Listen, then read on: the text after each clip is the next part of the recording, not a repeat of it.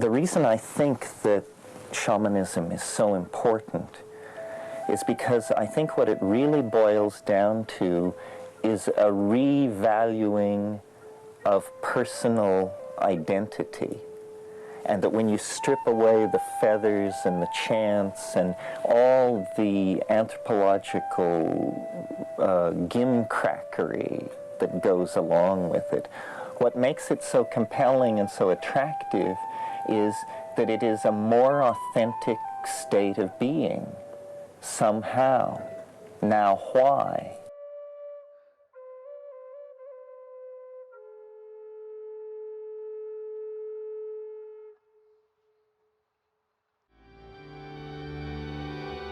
You see, everything is shadow and light, and that's it.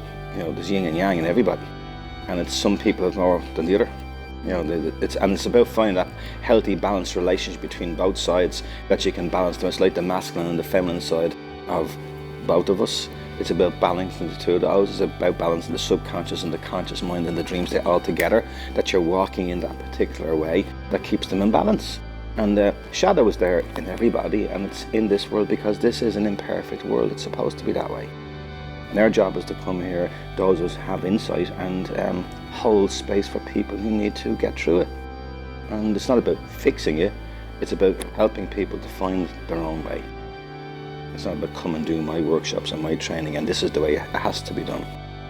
You want to get away from all that. It's about people learning to become spontaneous again and listen to their intuition and their own higher self, and be guided by that and not by a teacher or by an ism or by an organisation or a guru or anybody. Every time I tried to be part of something, it'll last for a while, but I was like a square peg in a round hole.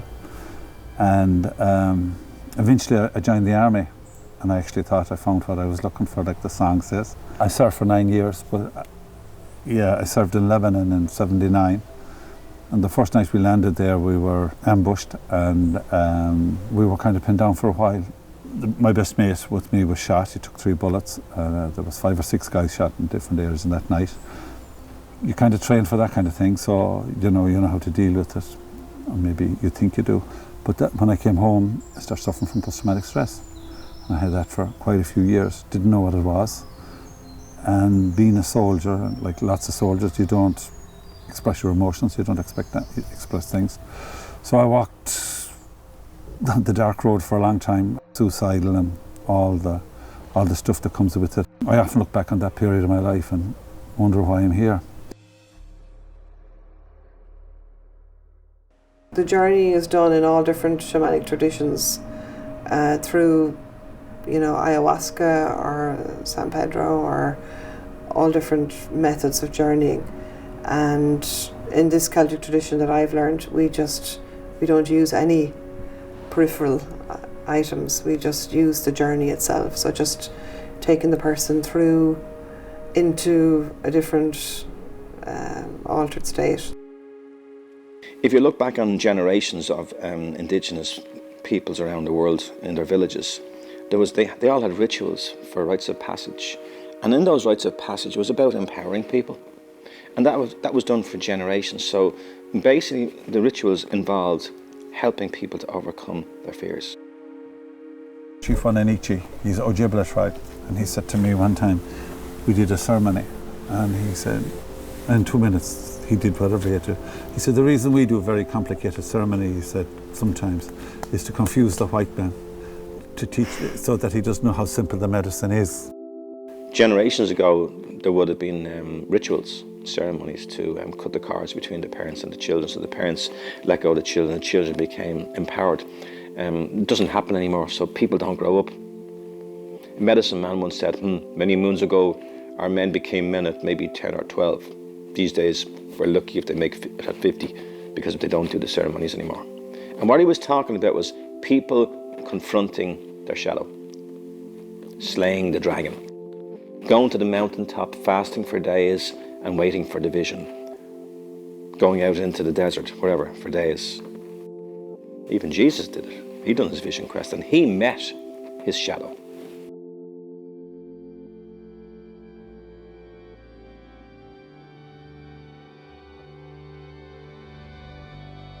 the feminine would have a history of being repressed, particularly within countries like Ireland, where we had the Roman Catholic Church repressing women, refusing to allow them to be an active part of the church and making them second-class citizens, basically. And a lot of the women back over the generations were very angry about this, but they still supported the church because it was the only spiritual vehicle they had to commune with God, so to speak. But goddess was lost here a long time ago. Bridget, the Bridget's Wells, you know, all the ancient traditions, all the sacred sites, a lot of them had churches built on top of them. I know in this country, through time, we lost everything. We lost our language, we lost our religion, we lost everything. So because the Catholic Church came in and took it over. But what I seen very strong with the Native American was they lost everything too, but they held on to their spirituality. The Maoris held on to it. What I kind of see through the ceremonies with them is reminding us of who we are. You know, it's bringing back that connection.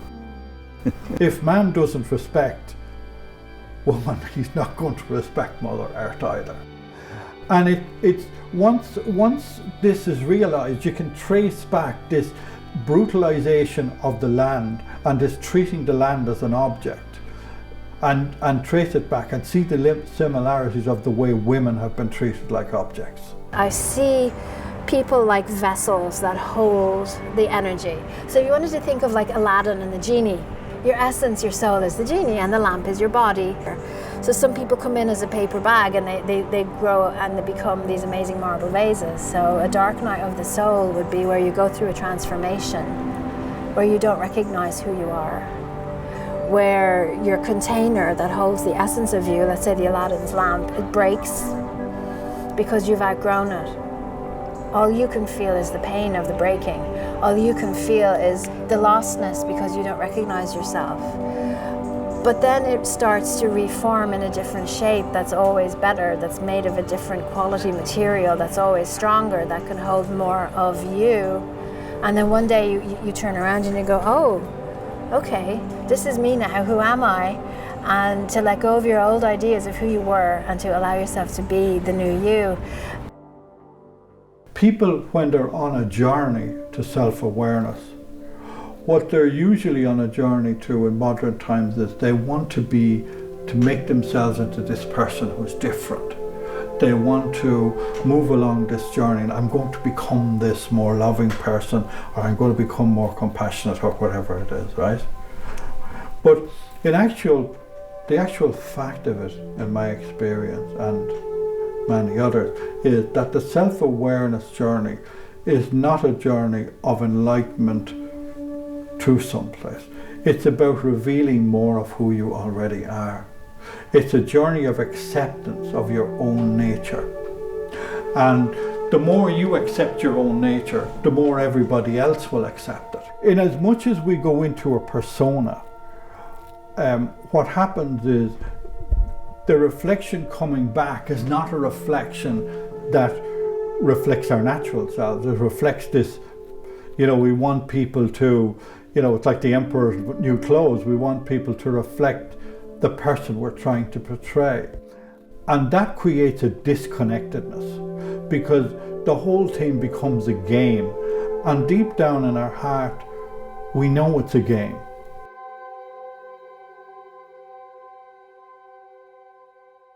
I suppose part of it is around, for people to do the work, they have to take responsibility. Because a lot of the times people will say, it's because of this person, or it's that, or this happened, or that, but they don't see where they are in it. Like, you have to take responsibility, because we can only heal ourselves. We can't heal other people. We can't change other people. So then I met someone along the way, and this person handed me a sheet on shamanism. And she said, I think you should do this. I'd never heard of shamanism. I didn't know what it was. But one night late, I was sitting in the sitting room at home, and I just was flicking the channels. This program was on about the Shipibo shamans in Peru, them doing the ayahuasca ceremonies and doing the medicine, and it really fascinated me. So eventually I went to Martin Duffy in Dundee, and I did the introductory course in shamanism. But when I heard the drum, I started crying. I knew I'd come home.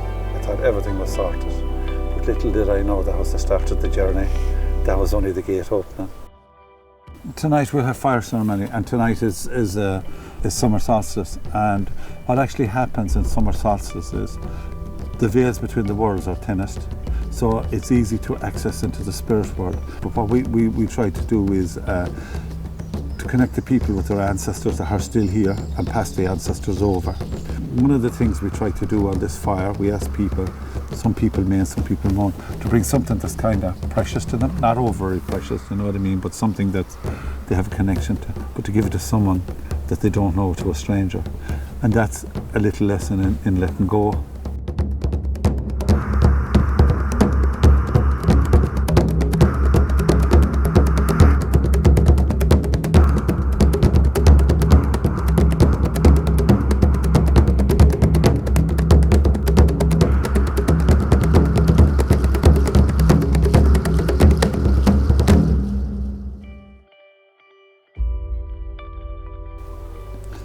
Told a long time ago, when you put the seed into the ground, it's covered over with clay. It's in the darkness, it's all alone. So the plant has a choice, either to die or to push its way up.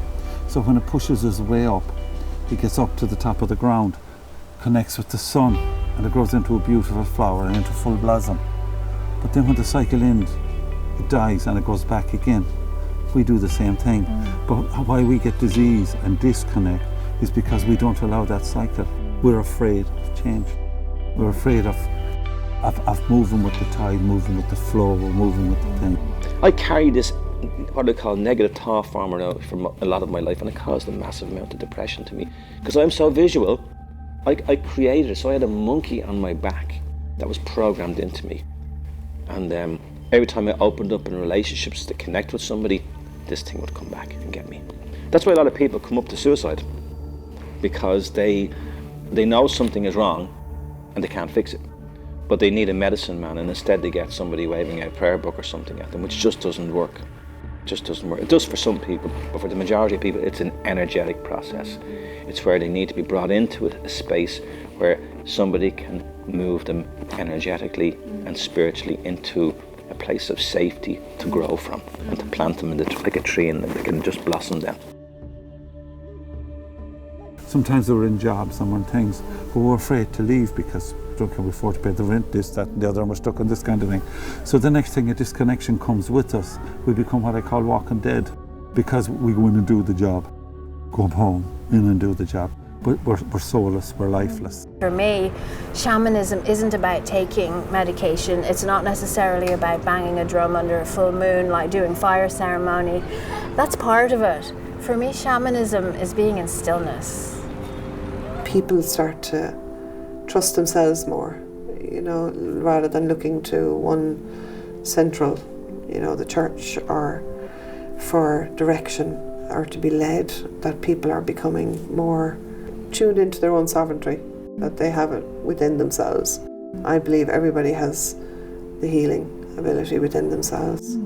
Sometimes people need some direction, some facilitation.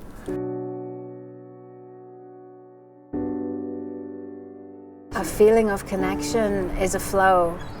It's a flow, it's a back and forth, that you're not alone, that you're not solitary. Connecting to Mother Earth is always here. There's so many people in depression because they're not connected to Mother Earth. Because she, the essence of the planet that we're on is pure love. And yes, she's hurting at the moment, and yes, there's lots of things going on, but if you were to zoom out and see the planet as a whole, you could see that the hurt is localized, and we could hurt our hand and still have love in our heart, just like Mother Earth can have love there. That real connection is where the space is safe, that this person can really connect with themselves. I'm a facilitator in that, to be there, to hold a safe space, to facilitate the healing.